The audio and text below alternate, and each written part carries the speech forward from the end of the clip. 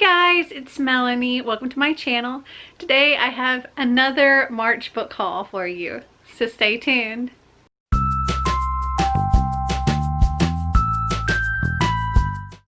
So I have 12 more books to haul for you for the month of March, so I'm just gonna dive right into it. I'm super excited about a lot of these. Well, I mean, I'm excited about all of them, but some a little more than others. So the first book I have here is The Smell of Other People's Houses by Bonnie Sue Hitchcock. This is one that I have seen a million people talk about. They all have loved it, and I was surprised at how thin it was too. It's only 223 pages, so this is going to be a good like readathon type book, and it matches my hair. So this says, 4 very different lives are about to become entangled. Ruth has a secret that she can't hide forever. Dora wonders if she can ever truly escape where she comes from. Alice can't bring herself to leave the life she's always known. Hank and his brothers decide it's safer to run away. They live in Alaska, on the cold edge of America, where each one must find the strength, courage, and heart to survive. Bonnie Sue Hitchcock's extraordinary intertwining stories of love, tragedy, and wild luck, and salvation on America's last frontier introduce a writer of rare talent. This is a book about people who try to save each other and how sometimes when they least expect it, they succeed. I don't know if the tripod's being bumped into, but Sasha here is like dying for attention. I think she heard me say, "Hey guys," and you know, when I say that, they all come running, or some of them come running anyway. They want to be on camera, they want my attention, they want the tripod to rub their heads.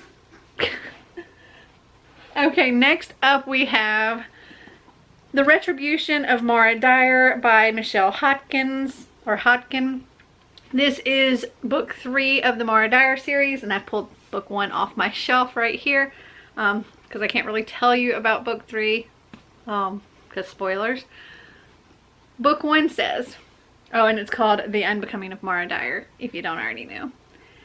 You wake up with no memory of the last few days. Your friends were killed in an accident that you miraculously survived. Your family has to move to another state to escape the fallout. You meet a mysterious boy who seems to know more about your past than you do. You start seeing things that can't possibly be there. You are afraid you are losing your mind. Can you keep it together? Mara Dyer is about to find out. I think this sounds really interesting. I haven't read the first one, but I do have all 3 of them now, so yay. I've heard really good things about that series as well. Okay, so this next book I got because, well, I have a modern day retelling of this book, and it's I forget who the author is, but the retelling's called Anna Kay, and I thought, you know what, before I get around to reading that retelling, I should read the original.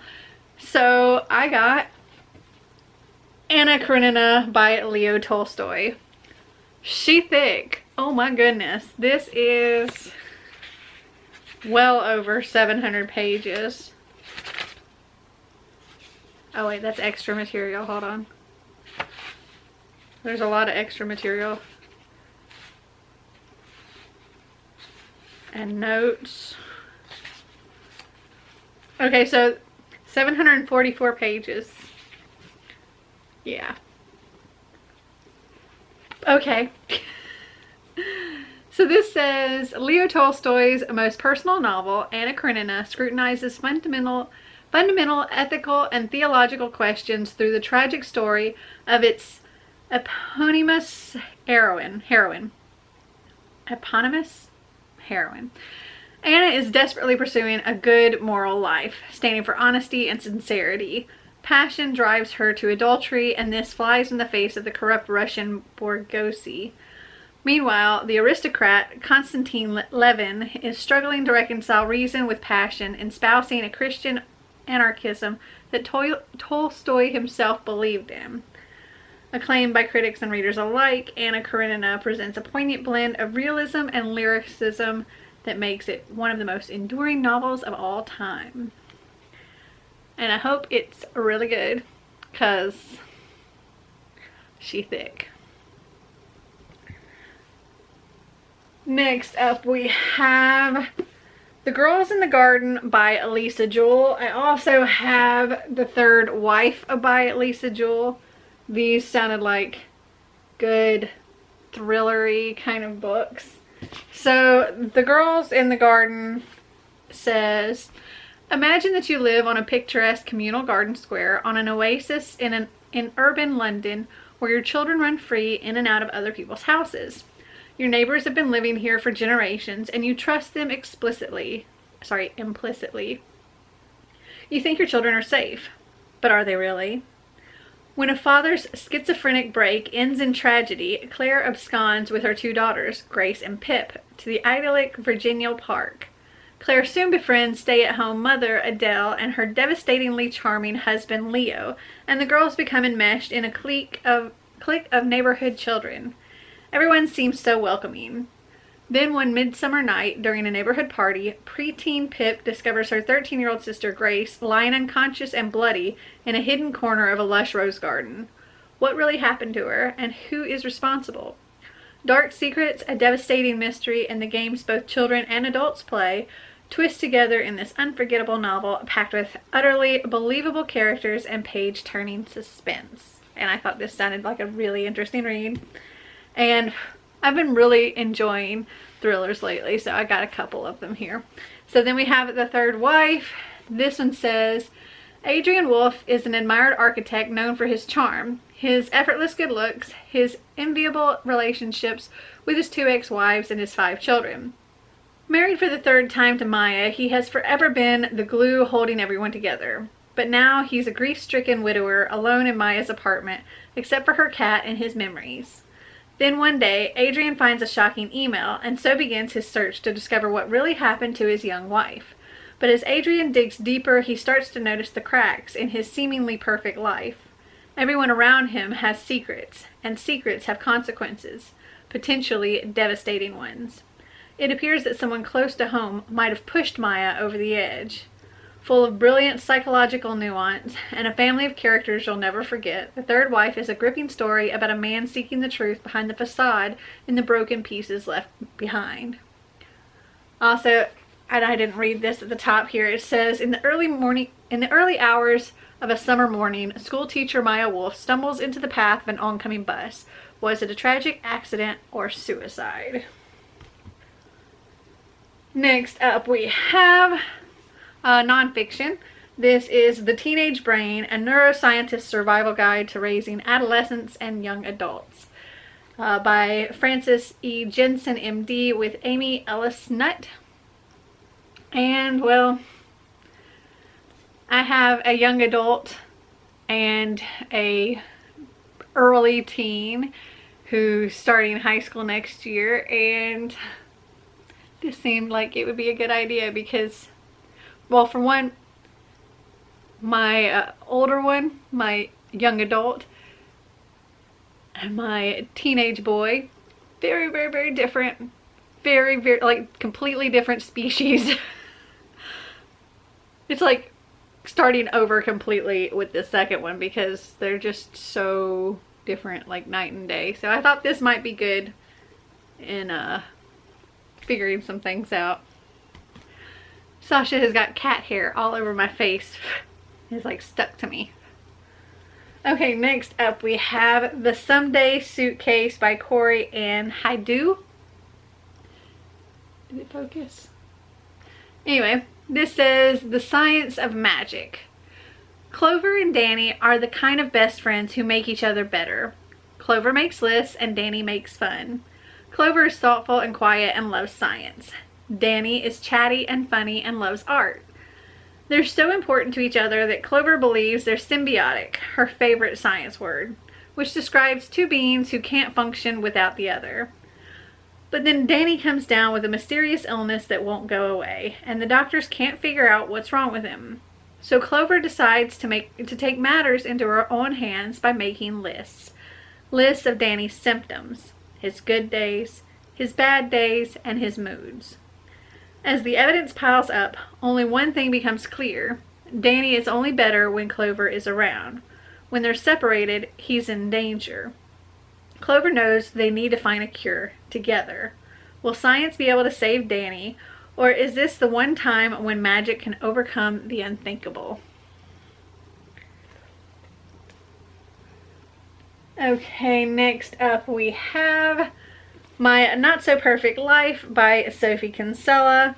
I've read Confessions of a Shopaholic and really enjoyed that, so I thought this would also be really cute. This says, everywhere Kate Brenner looks, someone else is living the life she longs for, particularly her boss, Demeter Farlow. Demeter is brilliant and creative, lives with her perfect family in a posh townhouse, and wears the coolest clothes. Katie's life, meanwhile, is a daily struggle, from her dismal rental to her oddball flatmates to the tense office politics she's trying to negotiate. No wonder Katie takes refuge in not quite true Instagram posts, especially as she's desperate to make her dad proud. Then, just as she's finding her feet, not to mention a possible new romance, the worst happens. Demeter fires Katie.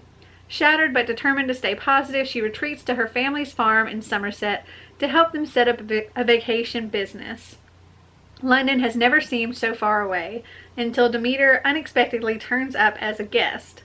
Secrets are spilled and relationships are rejiggered, and as the stakes for Katie's future get higher, she must question her own assumptions about what makes for a truly meaningful life. And now Katniss is here too. I have 2 cats.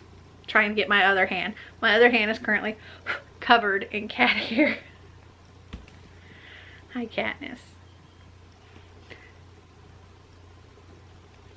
Say hi to Katniss.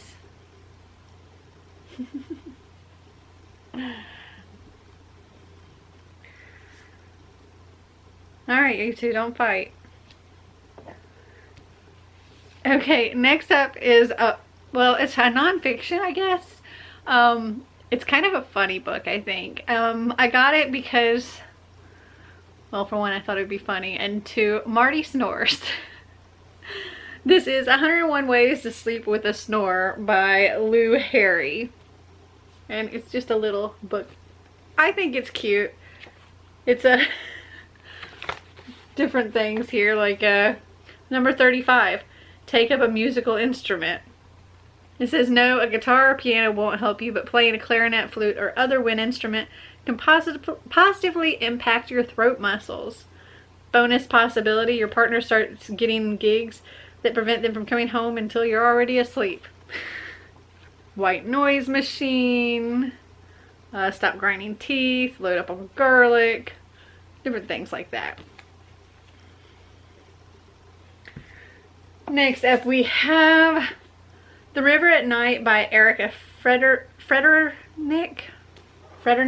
I don't know how to pronounce that. Hi, Katniss. Ferennick. I don't know. It says, you'll never guess where it takes you.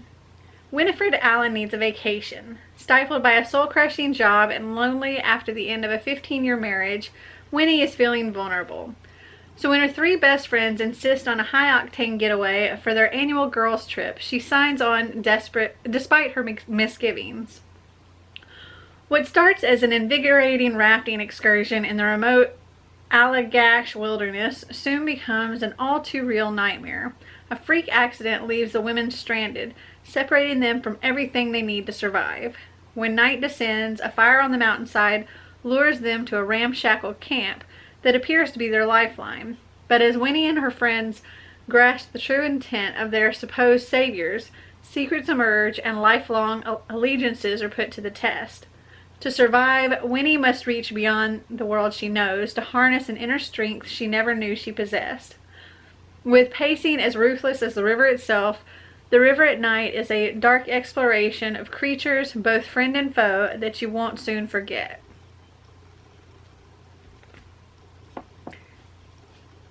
Next up we have Vows Eaves by Mary E. Pearson, and this is the sequel to Dance of Thieves, which these are set in the Remnant Chronicles world. It's like a sequel series to the Kiss of Deception series. So I think I think this is just a duology. I'm not entirely sure, but I have read the first one and I really enjoyed it. I think I gave it 4 stars. This says, a stunning new adventure set in the kingdoms of the Remnant. A formidable outlaw family that claims to be the first among nations. A son destined to lead, thrust suddenly into power.